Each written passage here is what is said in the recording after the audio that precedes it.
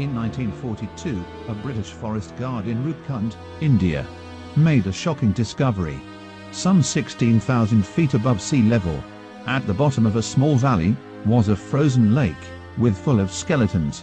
Although there are reports about these bones from the late 19th century.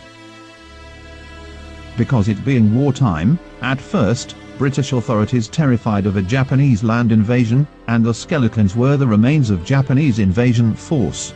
They sent a team of investigators to determine if this was true, but it was found that the skeletons were far too old to be Japanese soldiers.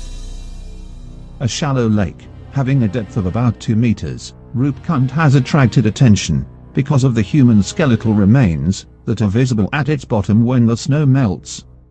Along with the skeletons, bits of flesh, nails, and hair also preserved as well.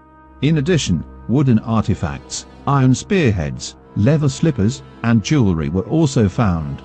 It is believed that the skeletons number around 300. Many theories were put forth, including an epidemic, landslide, and ritual suicide. For decades, no one was able to shed light on the mystery of Skeleton Lake. All the bodies date to around 850 AD.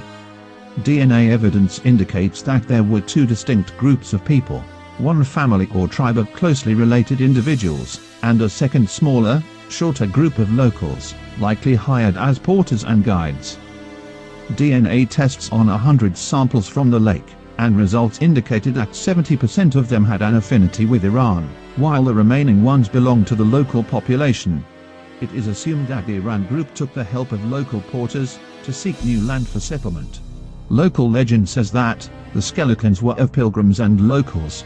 They were of 2 main groups, one a family group and the other who were relatively short. Scientists concluded that the death was due to a fatal blow on the back of their heads, and not due to any wound by weapons or landslide. The marks on their skulls and shoulders indicated at being hit by something round, like a ball.